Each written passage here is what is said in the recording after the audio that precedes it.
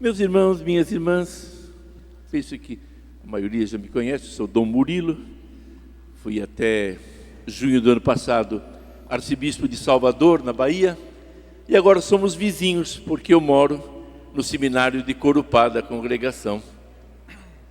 Quis participar com vocês dessas festas que se prolongam desde o dia 20 do padroeiro da paróquia, mesmo porque eu me chamo Murilo Sebastião, é o meu padroeiro, já que não há Santo Murilo, então eu tenho que me apoiar mais no Sebastião, que eu recebi esse nome porque quando eu estava para nascer, havia em Brusque uma epidemia de paralisia infantil, e eu me lembro que meus coleguinhas de infância, todos tinham sido atingidos. E a mamãe fez a promessa que se eu fosse preservado, nascesse bem, o segundo nome meu seria Sebastião. Graças a Deus tudo correu bem, estou aqui para agradecer a Deus, porque um santo é um dom de Deus. Um santo é um presente de Deus. Ele vem nos mostrar que aquilo que a gente escuta no Evangelho, que a gente lê de seguimento de Jesus, é possível. É possível, e a gente pode dizer, olha, esse viveu nesse aspecto, imitou Jesus nesse aspecto. Por isso, eu tenho certeza que cada um de vocês tem também graças para dar a Deus por algum dom recebido. E todos juntos vamos louvar o Senhor. No meio dessa pandemia, vamos pedir a Ele que olhe, reze, interceda junto a Jesus, a quem Ele serviu, para que tanto sofrimento acabe logo, e dele aprendamos muito, saibamos tirar lições.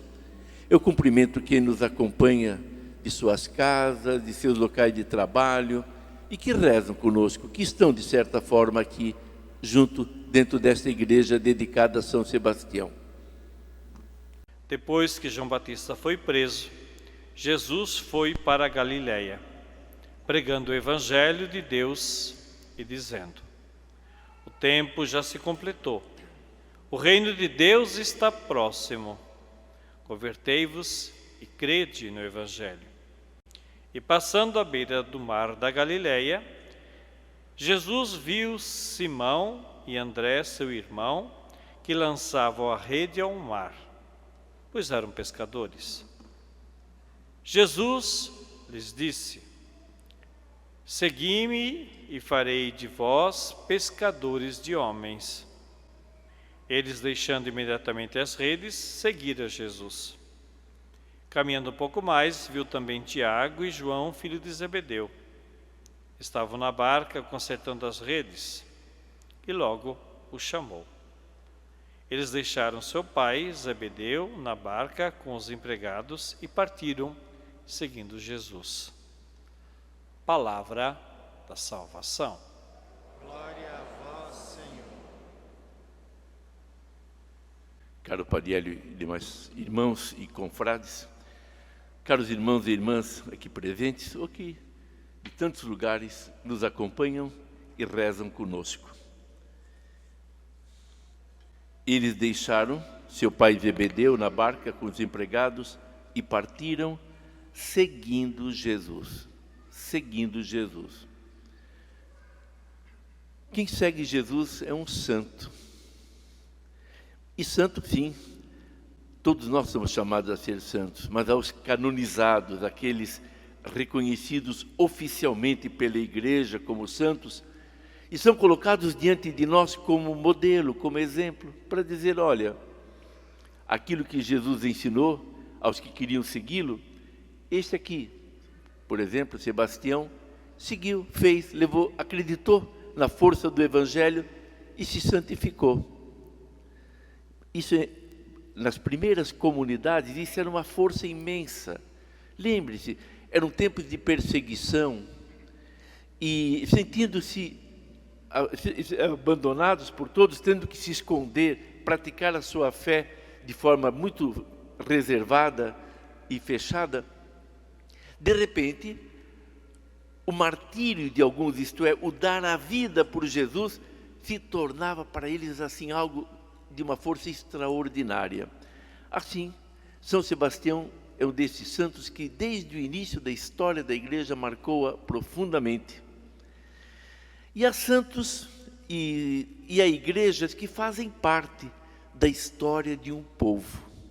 Eu diria que, assim, esta igreja paroquial, essa matriz e a paróquia, e São Sebastião, seu padroeiro, fazem parte da história da cidade de Jaraguá do Sul há 119 anos, desde que foi elevada aqui a paróquia. Mas quem é este São Sebastião? De alguns santos, temos livros que eles escreveram, até autobiografia, como, por exemplo, Santa Teresinha do Menino Jesus. Outros têm aquilo que a gente chama de agiografias, que é a história da vida de um santo. E que nos estimulam e nos dão exemplo. Por exemplo, os escritos de São Francisco de Assis, embora escritos para os seus irmãozinhos, acabaram iluminando a vida da igreja. Mas há outros santos, e é o caso desse padroeiro aqui, São Sebastião, que não temos assim textos escritos por ele. O livro, eu diria assim, que escreveram é o livro da própria vida. E a sua vida foi escrita com sangue, como o caso dele. Temos dele, mais que tudo, tradições orais. Na época não havia imprensa, não havia a possibilidade de filmar. As tradições eram contadas oralmente. E é uma riqueza, porque com isso sabemos muita coisa que se teriam perdido. Mas claro, também, a gente tem que ser muito cuidadoso, porque nessas tradições orais iam sendo misturadas, às vezes, muitas lendas, que depois a história tem que ajudar-nos a purificar para ver o que há de verdadeiro naquele santo. Então, o que há de verdadeiro em São Sebastião? Eu diria, em primeiro lugar, foi um cristão do final do 3º século. Provavelmente tudo indica que nasceu em Milão, no norte da Itália. Viveu em tempo de terríveis perseguições contra os cristãos, contra os que professavam a fé. O imperador de Roma via nos cristãos uma ameaça. Vai ver que é um grupo que estão querendo se programar para acabar com o nosso reino. Então, só uma maneira de solucionar isso, exterminá-los. Depois foi um mártir. Tudo indica também que morreu por flechas. Foi sepultado numa catacumba em Roma, um cemitério subterrâneo, e se tornou ali meta de peregrinos que iam lá, como dizer, esse foi santo, foi fiel, mesmo perseguido, ele pode nos ajudar a também nós sermos fiéis. E aliás é interessante saber que, agora já não é mais obrigatório, mas durante muito tempo, todo o altar devia ter relíquias de santos, se possível de mártires, porque era o costume na primitiva igreja de celebrar muitas missas em cima dos túmulos desses que tinham dado a vida por Senhor Jesus Cristo. Bom, então, em primeiro lugar, São Sebastião foi um cristão leigo. Era um discípulo de Jesus. E logo aprendeu que, como discípulo, ele tinha que ser necessariamente um missionário, quer dizer, levar outros para Jesus. Como a dizer, se eu tive a graça da fé, se eu recebi o dom de conhecer Jesus Cristo, eu não posso ficar com este conhecimento e com este dom só para mim. Eu tenho que levar outros a conhecê-lo também, a amá-lo e assim encontrar um sentido para a sua vida. Então tornou-se um evangelizador. Ouvimos no Evangelho há pouco que Jesus começou o seu trabalho convocando discípulos que depois ele foi preparando. São Sebastião foi um desses discípulos, não da primeira hora, mas depois. E todo discípulo é chamado a ouvir aquele anúncio do Evangelho que é fundamental. O tempo já se completou e o reino de Deus está próximo. Convertei-vos e crede no Evangelho. Convertei-vos. Quem dirige carro sabe, o sinal de conversão é um sinal que você tem que voltar no sentido contrário. Então, estou levando uma determinada vida, vejo que ela não é correta. Com a graça de Deus, eu volto para buscar uma vida santa. Então, todos nós somos chamados a converter, e continuamente, porque temos sempre a tendência de tomar novamente para nós aquilo que oferecemos a Deus. Oferecemos o coração e daqui a pouco nos apegamos ao pecado. Dizemos ao Senhor, eu quero te seguir, quero ser teu discípulo. E daqui a pouco esquecemos de amar o próximo mais próximo. Falamos, olha, eu quero ser do Senhor. E não sabemos, às vezes, perdoar quem nos ofendeu. Então, converter é ter essa disposição permanente de mudar de vida. Agora, a primeira leitura nos mostrou algo muito curioso. A possibilidade que nós temos, que nem sempre usamos devidamente, de mudar o coração de Deus. Vocês viram que Jonas falou lá em Nínive. Nínive é uma cidade que tinha se depravado muito, uma cidade importante. E Deus determinou, Nínive será destruída, ponto. E encarregou o profeta Jonas de atravessar a cidade, anunciando, olha, a cidade aqui vai ser destruída. Imagine, normalmente pessoas assim eram rejeitadas, apedrejadas, mas o povo não só o respeitou, mas mudou de vida, se converteu. Se converteu, deixou, como diz aqui, as más práticas que tinha, voltou para o bom caminho. E Deus mudou o seu coração.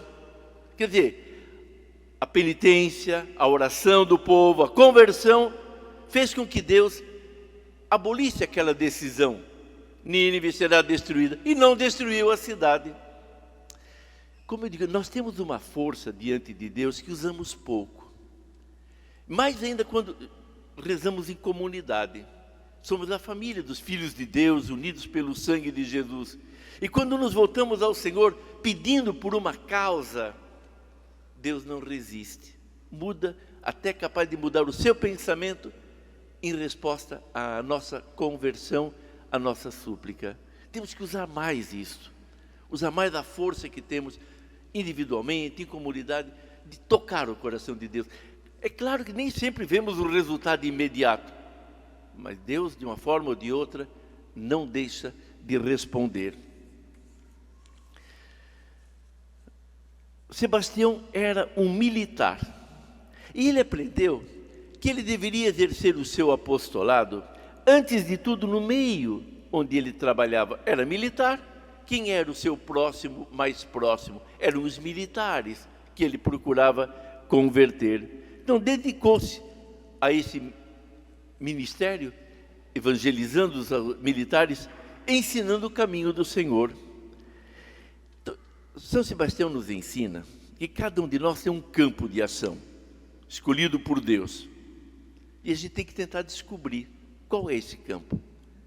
Claro, o primeiro campo é a família. Estamos em tempo de pandemia que mudou muito nossos comportamentos, muitas decisões. Estamos na expectativa de uma vacina que nos permita ter uma vida um pouquinho menos atribulada.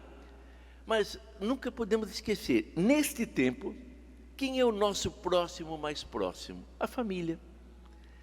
Talvez até com a convivência maior, dentro de uma mesma casa, a gente tenha descoberto mais e melhor os defeitos dos outros.